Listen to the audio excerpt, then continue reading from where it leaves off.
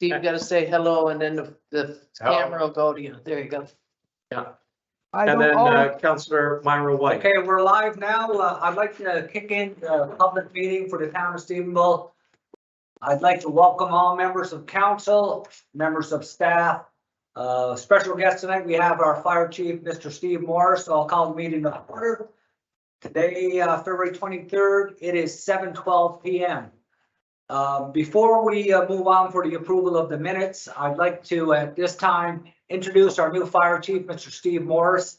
Steve, welcome to the town of Stephenville and welcome to our fire department. We have this saying and we're hoping that you'll play a role to maybe even elevate it, but Stephenville's finest when it comes to the fire department exists in our town, and we're very grateful for the professionalism that we have in our fire department. But coming from St. John's and your department, I'm sure we've heard a lot of great things about the structure and the role that the St. John's Fire Department had played. A significant city in this province, a lot of history from the conflagration of late 1800s that took place in St. John's and a lot of those historical fires. But I thought I'd just turn it over to you for a moment to say hello to our council. Members of the public that have joined us. We have 35 attendees, and maybe just talk a little bit about why you took the job and maybe about your first fire that happened in Stephenville. We didn't plan it. We hope it doesn't happen again, but it just happened to happen. So floor is yours, Steve. Well, thank you very much. And it's a pleasure to be here. I enjoy the place a lot. I spent some time here as a kid and some time here as an adult. Big gap in between, but I'm glad to be back. And I guess you were saying, best way to jump into a new job then is to be baptized by fire. And I got that here, and it seems to be a tradition with me because you mentioned historical fires. I was only in the St. John's Fire Department a few months when we had Harvey Rolla. So when again, baptized by fire, so I just figured it was a profession I should stay at as long as I can do it. And we had a fire here the other night, and from what I see, you say professionalism in your department, that is a definite. What I witnessed the other night from what you have here was great. And I look forward to working with them and seeing where we can go from being a great department to wherever we can take it from there. Well, that sounds very good.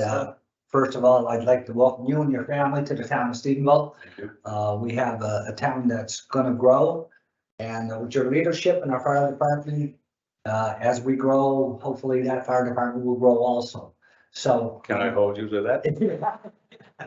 So on behalf of my council and for the public, I want to thank you. I do know that you're working with our auxiliaries tonight, so you're going to have to exit our public meeting, but thank you so much for joining the team. Thank you. And before I go, I'd like to say thank you to everyone. It's a pleasure meeting you, and to members of the community that are watching. I'm glad to be here, and if there's anything in the future that anyone needs, my information is on your website. Reach out and contact me. Thanks so much. Okay, and again, I do have, because of the fire, that makes me busy on the other side tonight. Okay. Okay, thank you very much. Thank you very much. Okay, we also have in our audience, our Manager of Economic Development, Mr. Mike Ratter, that's here with us. Thanks for being here tonight, Mike. It's going to be busy times as we roll into 2023, into our second quarter. Although I'm looking forward to the cold month of February getting behind us, but just saying. So I would ask a member of council that we adopt the agenda as circulated. Go move. Moved by Councilor Lady Tiller, second. Second. Second Deputy Mayor Susan Powell, all in favor? I, Motion carried. Approval of the minutes. Our last meeting was 2 weeks ago. On February the 9th was our public meeting of council. I would ask a member of council move that those minutes be accepted as they were circulated via electronic media by our town clerk. moved. So, So moved by Councilor Laura Aylward, second. second. Second by Deputy Mayor Susan Powell, all in favor? Aye. I, Motion carried. Any matters arising from those minutes? I hear no matters arising. We will move on to proclamations and delegations. We have no, Mr. Manager, no proclamations or delegations tonight. Okay, so I turn it over now to Deputy Mayor Susan Fowler, who's on the Finance Committee. We tend to have the meeting minutes chaired by somebody who's live. It just makes it easier. So thanks for stepping down, Chairman Councilor Myra White. But it's in good hands with Deputy Mayor Susan Fowler. So Susan, the floor is yours. It's always good to know you're alive, and that's just my way of finding out this is good. So for the Finance Committee, we met on February 20th. And the following items were recommended for council approval. I'm in conflict with the first one. Oh, right. Second part, what? Second part, I think. Second part on that one and not this one. Yeah, so I can stay for the first one? Yes, Okay. yes. Yes, okay. So the accounts payable listing for January 2023, requesting approval to pay accounts payable listing for January as presented, totaling $549,407.26. That's, do I have to read that part? Yeah. Okay, so that's excluding invoice number 110120. I so move. Moved by Deputy Mayor Susan Fowler, seconder. Second. Second by Councilor Myra. I just want to say it is a high expense item, but it was a significant capital works project with marine contracting on the second phase in the completion of Pleasant Avenue. Right. So they don't tend to be over $500,000, but that's the case in point when we do municipal capital works project. So on the next item, I would ask that Councilor Tristan Newland leave the table. Yeah, you just gotta push back. Yeah, Chair, Just put up the chair. just Oh. chair back, yeah. Not chair, please, okay. Have a seat. You still There get you to have go. a seat, Councilor Newland, Yeah. because we know how busy you are. So, so the second part under accounts payable listing, requesting approval to pay invoice number 110120 for Clean All, which was $2,064.25. I so move. Moved by Deputy Mayor Susan Fowler, seconder. I'll second it. Second, got that by Councilor Tracy Boland. All in favor? Aye. Aye. Motion carried. Okay, Councilor Tristan Newland, you can return to the table. Thank you. Welcome. Okay, number 2 is a request for a grant for Stephenville Historical Society, requesting approval to provide a grant in the amount of $12,000 to the Stephenville Historical Society Incorporated. I so move. Moved by Deputy Mayor Susan Fowler, seconder. Second. Okay. Okay, second by Councilor Myra White. All in favor? Aye. Aye. Aye. Motion carried.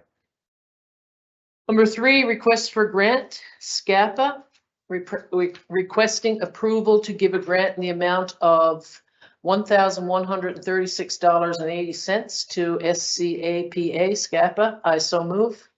Moved by Deputy Mayor Susan Fowler, seconder. Second. Second, Councilor Laura Aylward. All in favor? Aye.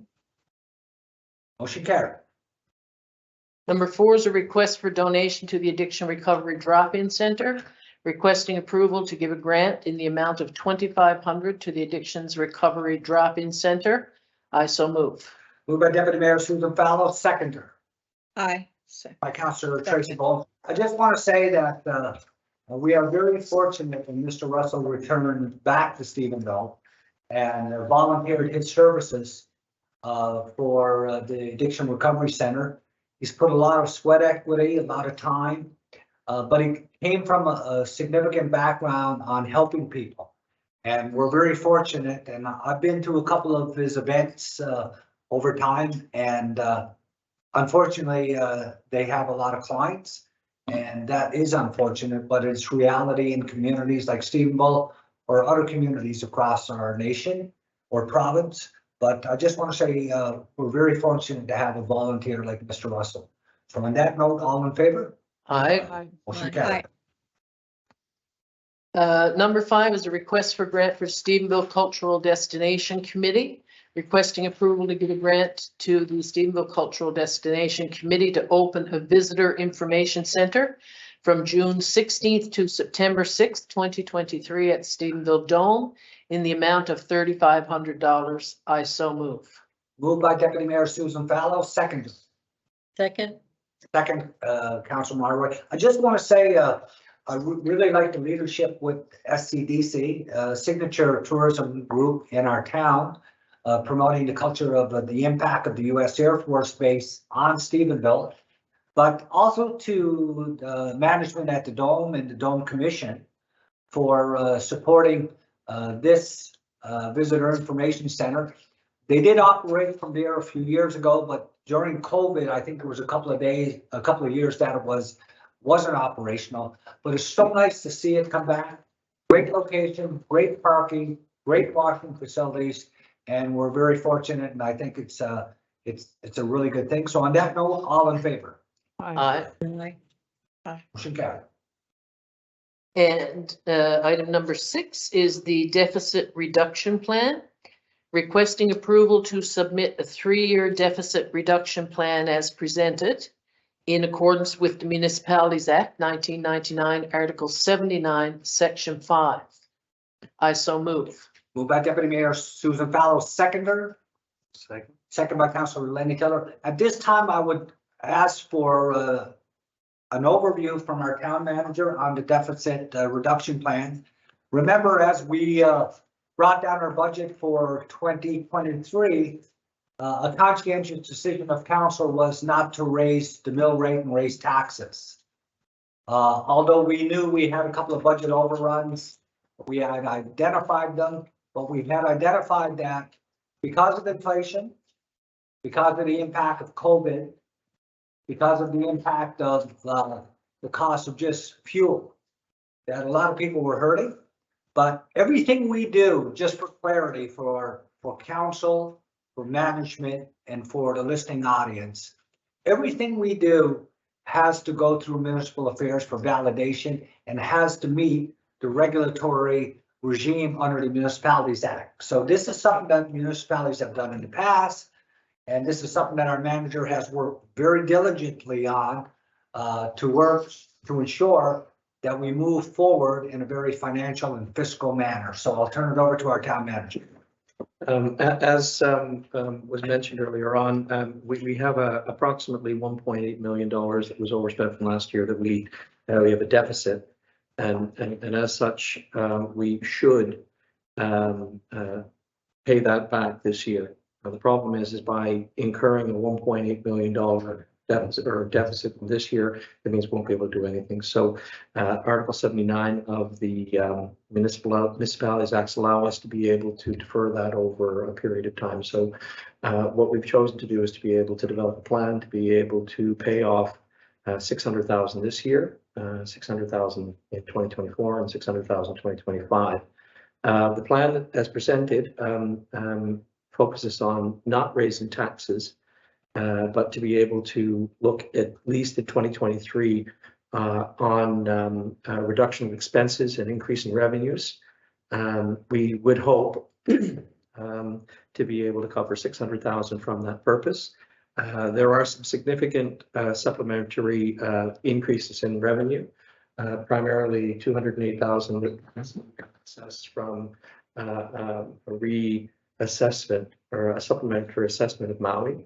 And that will be quite significant. It's not some money that's owed to us by World Energy and also Coca-Cola, which will help us make up that amount. And we are going to defer some internal staffing recruitments for a year or two. And also to be able to reduce our community development grant allocations, which means that we, by only $137,000 from the normal 400 and something we normally do, we don't want to hurt. And we don't want to incur too much pain in reducing this, and that's what we hope to do. And on top of that, we will incur a savings of about $53,000 from a warmer winter. So we have some very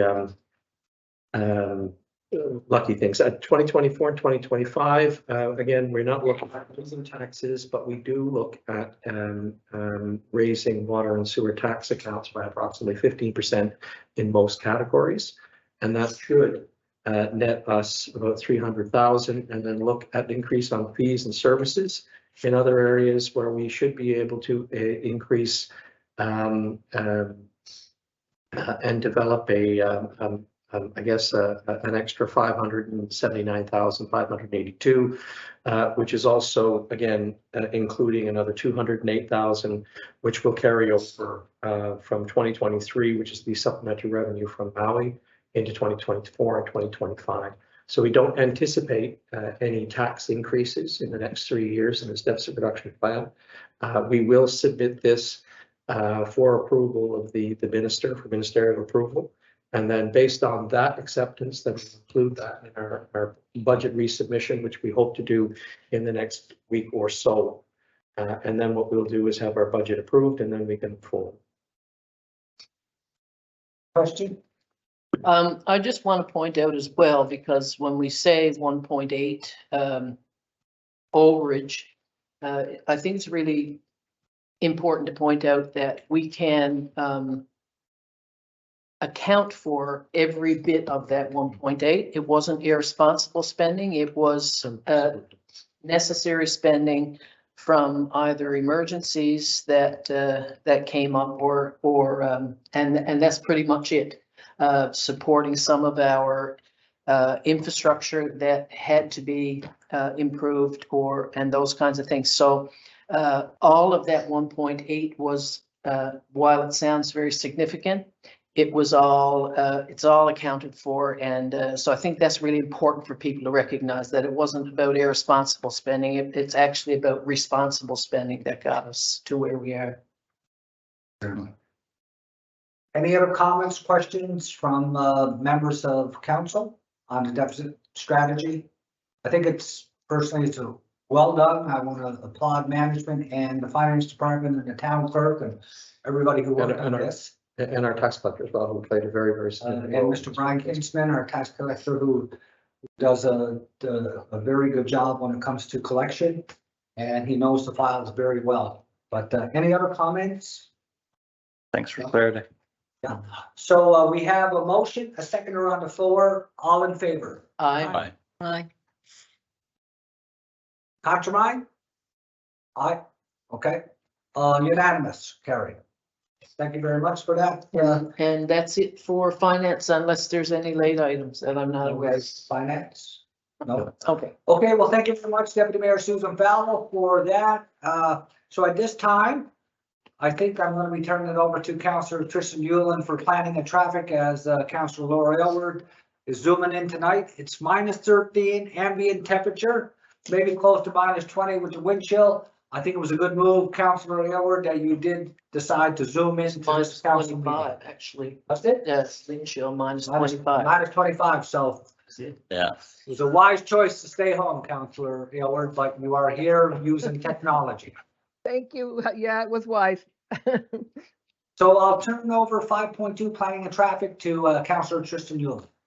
Right, so the Planning and Traffic Committee met on February 20th, 2023, and the following items were recommended for council approval. Item A, 221 Main Street, United Food Inc. / McDonald's Restaurants of Canada. Request approval to issue a permit to change ownership, continue to operate existing fast food restaurant on the property located at 221 Main Street. I so move. Second. Okay, so we have a motion on motion A 221 Main Street, a seconder. Councillor. Councillor Aylward. Councillor Aylward, all in favor? Aye. Aye. Motion carried. Item B, 60 West Street, Halapu Cultural Foundations Incorporated. Request approval to issue a permit to operate a nonprofit / charity business and place signage on the property located at 60 West Street. Approval of Service NL is required. I so move. Moved by Councillor Tristan Yulin, seconder.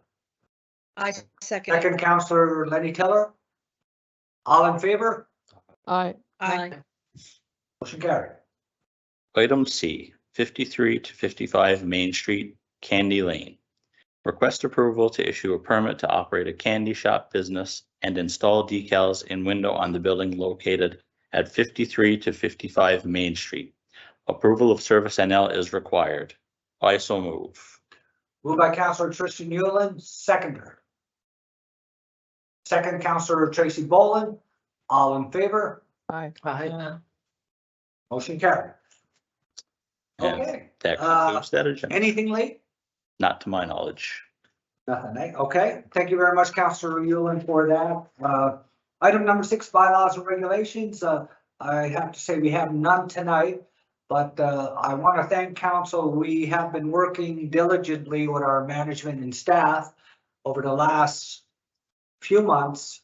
We meet council as a whole to work on new policies and strategies for the town. We're getting there, but as we move forward, we're going to be adopting new policies that's going to help streamline the regulations and make it current on some of the practices that we as a council move forward within our community.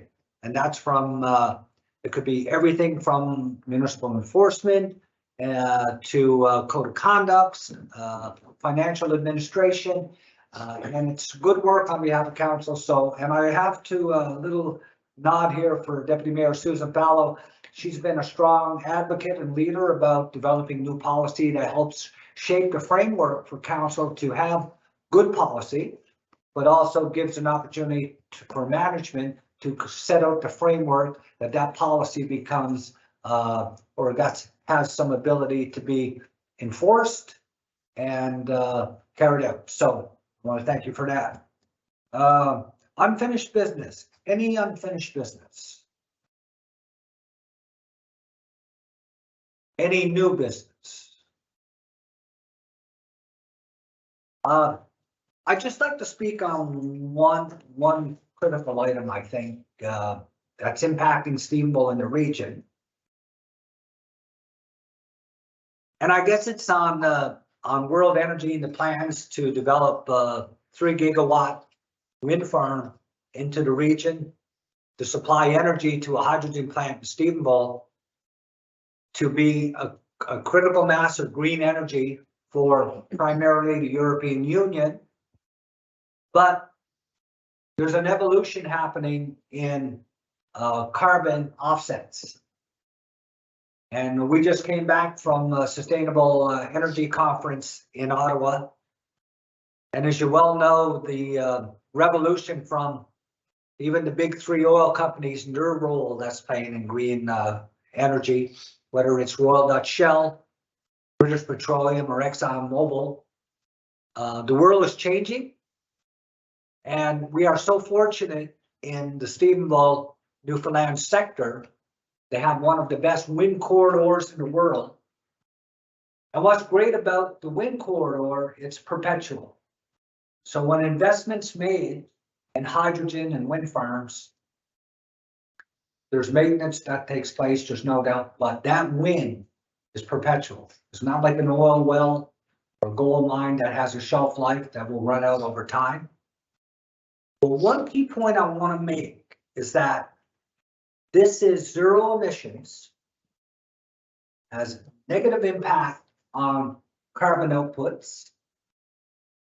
And when they look at the impact of the wind farms, so if you look at the province of Newfoundland and Labrador, we have put in thousands and thousands and thousands of kilometers of wood roads to harvest forests.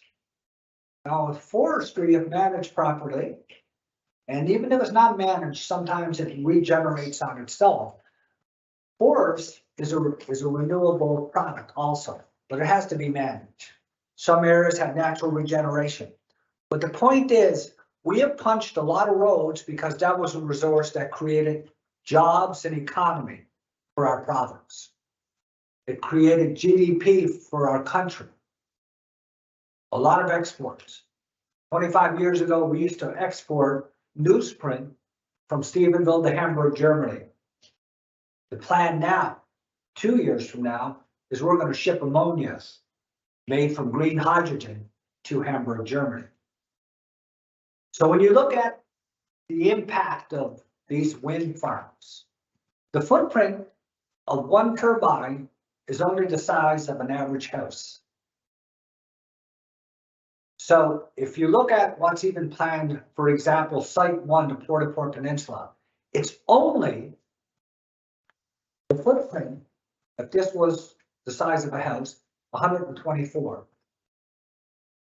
If you were to compare that to an open pit mine, there'd be no comparison on the impact to the environment.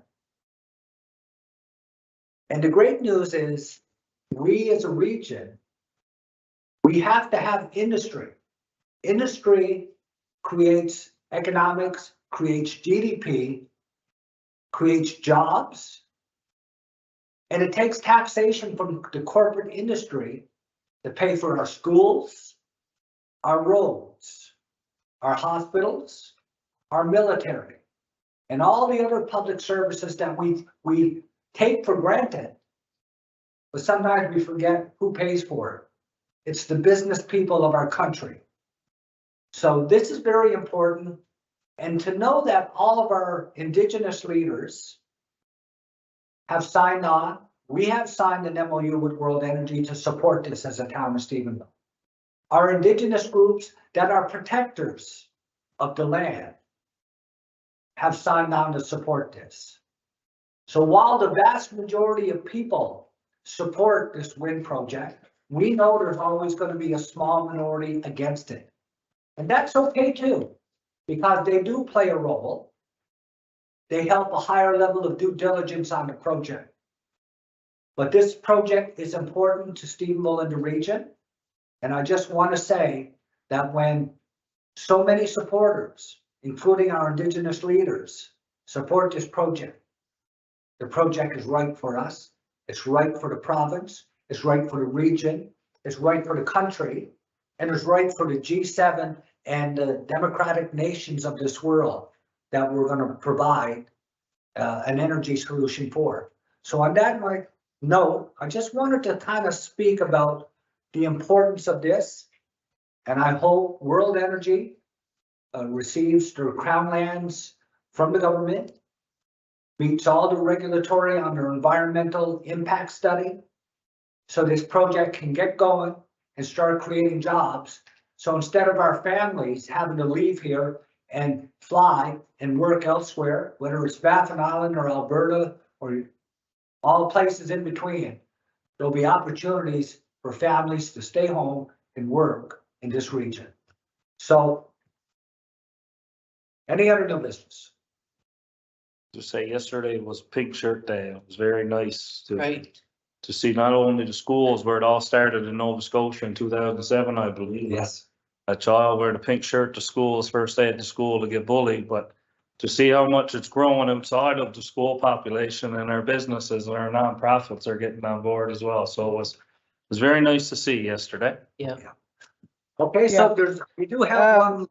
Just a few words, Mr. Mayor and Council. I guess you all seen the announcement by, oh my God, I can't even get this on right. The announcement by Minister of Health and Community Services saying that there will no longer be fighting, the two communities, Central, Gander and Grand Falls, won't be fighting for obstetrical services anymore. They've issued a press release that there will be full service at both hospitals. They went on to say that even though it's difficult trying to recruit obstetrician gynecologists and to keep them, the services will continue in both places. Now, as you well know, we lost our obstetrical services a good many years ago. We fought for both. We fought for surgical and obstetrical. We kept our surgical. We, as a group, the committee that I chair, the West Coast Healthcare Action Committee, we have been lobbying and advocating for years that we need both services. Now, I know this is difficult to recruit doctors, but they have about 5 or 6, well, 5 for sure, obstetricians in Corner Brook. Now, and like I said before at this council meeting, we have a girl here that's born and raised in Stephenville who will have her full licensed obstetrical gynecology papers and everything else to start practicing. And she's from here, and her husband is from St. George's, and they want to come back here. Granted, I've given that information to Western Health, and depending on them to continue to work with this girl to bring her back here, even if she has to start with doing some of her work in Corner Brook. But we as a group we cover Bay St. George South all the way out, then out to the Cape. We cover a lot of people who, a lot of mothers who are having children. So I am looking at sending an email to Western Health on behalf of our committee. So, Mr. Mayor, I will also say on behalf of council, if that's with your permission, to give us the rates of births in this area for the last, say, 5 years. Because I want to see before COVID and after COVID. I'd like to see the breakdown. I tried to get it before years ago, and I did get some stuff, but it wasn't exactly what I wanted. I'd like to get a breakdown of how many babies that have been born in our region and the total Western region. And I'd like to see a breakdown of Stephenville, Cape St. George, and so on, if that's okay. I think it's a good move. I was thinking the very same thing when I watched the news, that if Gander and Grand Falls, we need their numbers, then we need to look at our numbers. And because we're gonna be a planned hyper development with a lot of young workers, younger families, more children, our birth rates will definitely go up because it'll be a younger population, that we now need to lobby, and we've been on with Western Health team mentioning how obstetrics needs to be planned to be started up in Stephenville once again. We've spoken to the Minister of Health on this, but let's do some intel on the numbers. And then we can then set up further meetings with the minister and the executive team of Western Health, so we can ask for an action plan of what they are planning. Because if Grand Falls and Gander are only an hour apart, well, there's no reason why Stephenville and Corner Brook, that's an hour apart, can't also have both Right. services. And their argument was very similar. It wasn't about those two immediate communities as much as the outlying communities Yes, that are yeah. a distance away. And Yes. we're seeing the same thing, and there's So let's get on that. Thank you for your work on that file, Councilor Airward, and we'll move on.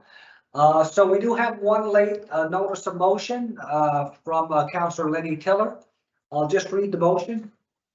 Requesting that the town of Stephenville permit a left-hand turn at the intersection of Glad Street and West Street heading towards Kippens, which is controlled by traffic lighting to alleviate concerns from residents, businesses. So I have to have safety concerns. Can you say that again? Requesting the town of Stephenville permit a left-hand turn at the intersection of Glad Street and West Street heading towards Kippens, which is controlled by traffic lighting to alleviate safety concerns heard from residents, businesses, parents, school staff, and other stakeholders who use the intersection. So just for clarity, Councilor Tiller, so we would look at increasing the ability of the light to have flashing greens to allow this. Is that what your motion? I'm just asking for permission to permit a left turn. Say the town Stephenville permit a left-hand turn. Okay, without any additional lighting sequencing to happen, correct? Yes, as a council, we can choose what that looks like, but the motion as it's written right now is just to permit a left-hand turn. So would it be more appropriate for the motion to rescind the decision of council that made a left-hand turn? No, because that option has been exhausted and this is the only way forward. Okay, so as the acting town clerk, are we in compliant with this, Mr. Manager? I was told that we were, Okay, and we require four votes to pass okay. the motion. So we have a motion on the floor. Do we have a seconder? I'm going to second that. Councilor Tristan Yulin has seconded. So at this time, what we'll do is we'll ask for discussion and question on the motion. So we normally start with the person who put the motion on the table. So we'll start with Councilor Lenny Tiller. Okay, thank you, Mr. Mayor.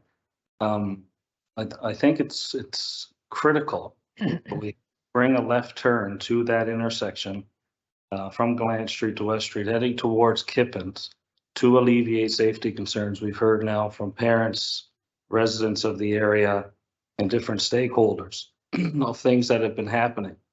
Now, I will mention, we have buses currently, excuse me, that go up Glant Street and have to make a sharp left turn onto the Hanson Highway, which then automatically puts them into another school zone. And if they have to go towards Kippens Port area, then they have to make a very sharp right, which is hard on a good day, and even more scary when you've got a bus full of kids trying to make either one of those turns. And not just buses, but anyone who is a driver accommodator to try to pick up a child that has to go that way. It's not safe, in my opinion. It's not safe when you're alone in a vehicle to make a left-hand turn from Glant onto the Hanson Highway, or not safe, but more difficult. It's extremely difficult to make that right-hand turn from West Street, or sorry, the Hanson Highway going on to West Street to go into Kippens. Second to that, an intersection is a natural place. You have 4 spots coming into one. It's already controlled by a light. And the rules of the road say if you have green, you don't walk across the road. So as long as we're following the rules of the road, should be no issues with permitting a left turn in that section.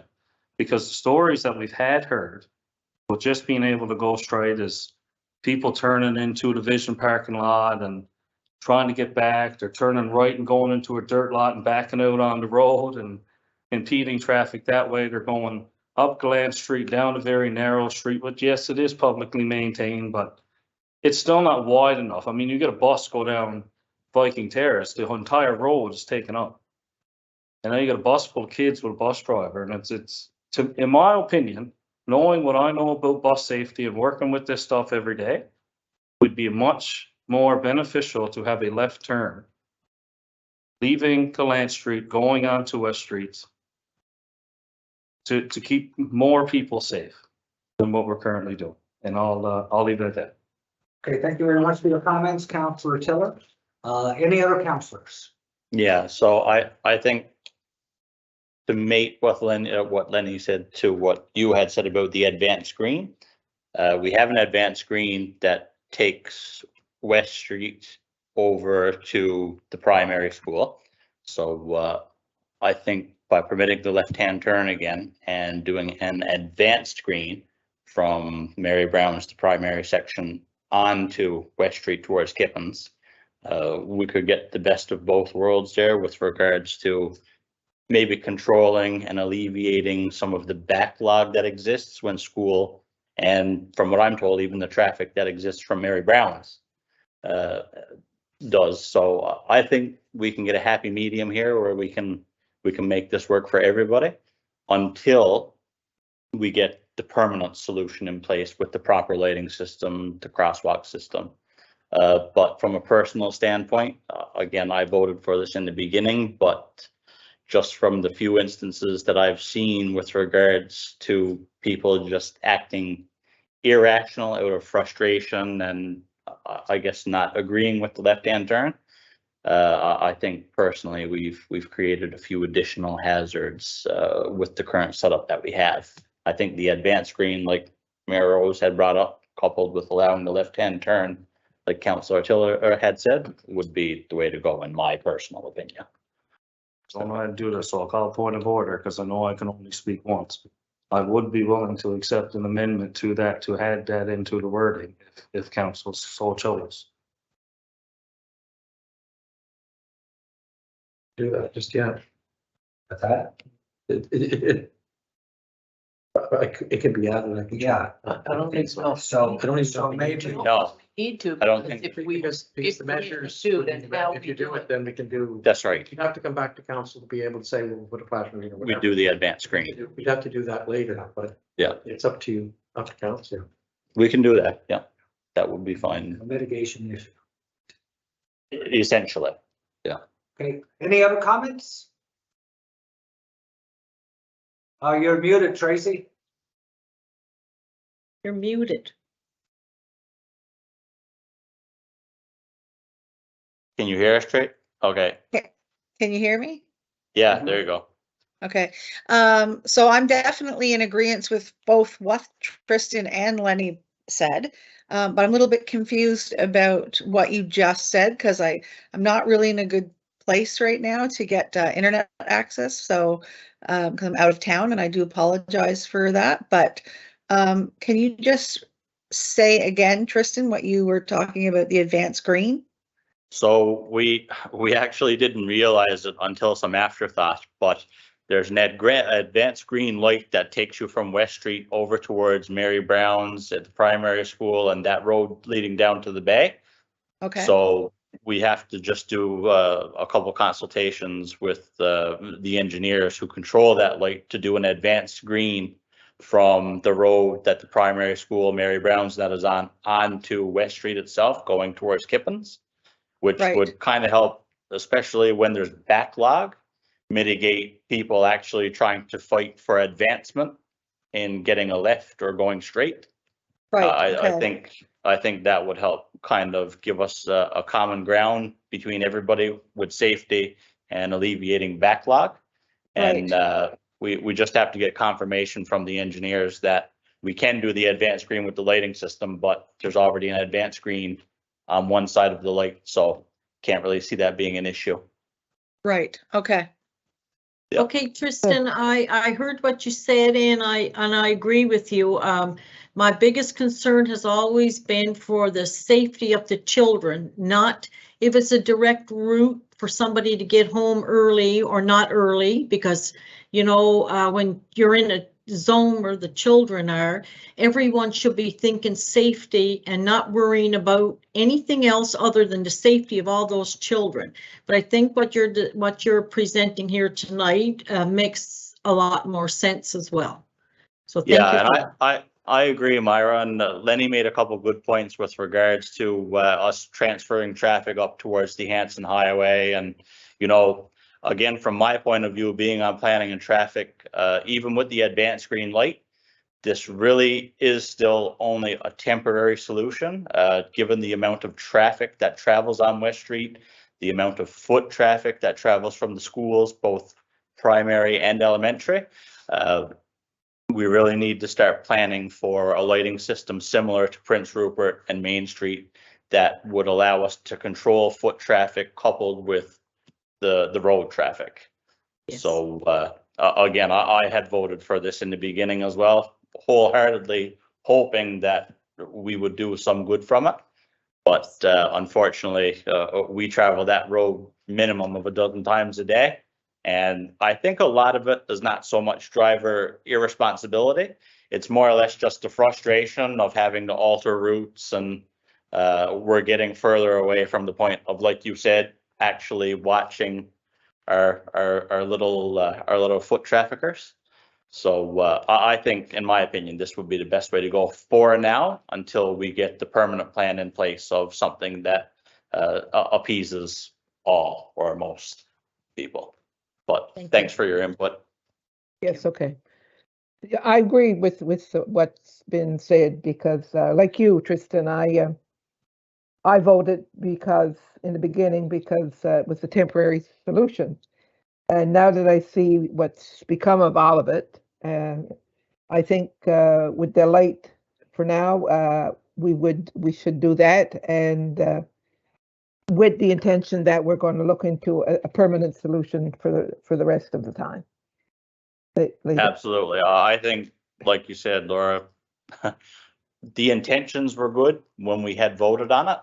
I think, you know, the permanent solution is the end game, much like Prince Rupert. Prince Rupert took time for us to get to, as will this, but the end game is public safety for both foot traffic and road traffic. So just in my humble opinion, I think the reversal with the advanced screen would be our safest course of action at this point in time, like Councillor Tiller had brought forward. No, I think that's good. I was going to talk about the solution down the road, but I think we're okay with that anyway. So I guess what I'm hearing from the motion and the amendment to look at the advanced screen is also a solution to, or an added component to the motion come from Councilor Lenny Taylor, which would actually help mitigate the risk at that intersection.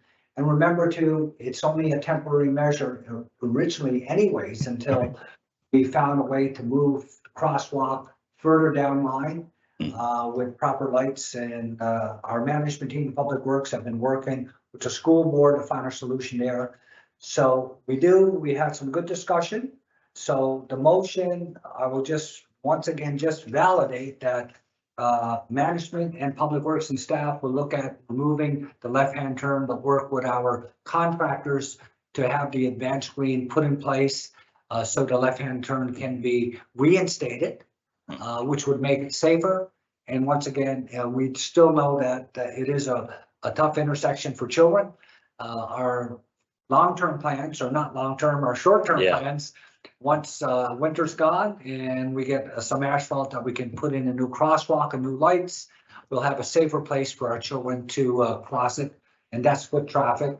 And because the foot traffic is lessened at that intersection, it makes it safer for the vehicle traffic. Absolutely. So on that note. Can I ask for a point of clarity before you call the question? Yes, How, please. how quickly can this be done? We should be able to do it tomorrow. Okay, But the problem is we have to be able to, I think we have to announce that we're going to be removing it. So it may take, it may take a few days. I'll have to check. Yeah, I think But you're I right think about that. You have to actually, when we put it in place, we had to make a notification. Yeah, right. So it may be a notification and then we'll remove it maybe on Monday. yeah. Maybe or something like that. Yeah, I appreciate that. Okay, on that note, good discussion. I think coming out of this, we happened to, and I think Colin was speaking to our contractor that had mentioned the possibility of an advanced screening. And so that has come to light. Good discussion. If anything, we have raised the awareness that it is a dangerous intersection. 100%. But I will say, we haven't confirmed that. And the fact is, initially, when we looked at, was it possible to do an advanced screen at that thing? And we were told, no, it wasn't. Yeah. So now what we're doing is working with EFCO right now to be able to see if it's possible. Possible. We don't know yet, Yes. but it might be possible. Yeah. So let's let management and Public Works work on that. On that note, good discussion. I will call for the vote. All in favor? Aye. Aye. Motion carried. Okay, so nothing else. That was item number 10. It is 7:59. I want to thank all the attendees that joined us via electronic media. We will be meeting 2 weeks from today, and wish everybody a great winter carnival kind of excuse me, winter fest activity, because we are still in February and it is cold and it is snow. But it is also dangerous on the ice. So sometimes when it's really slippery outside, ladies and gentlemen, public, you don't have to go outside. Don't do it. Well, That's right. Anyway, from that note, I will call for a motion of adjournment.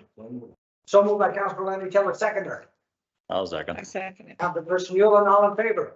Aye. Aye. Motion carried. Okay. Okay. You gonna set me off now? Hang on. What's going on?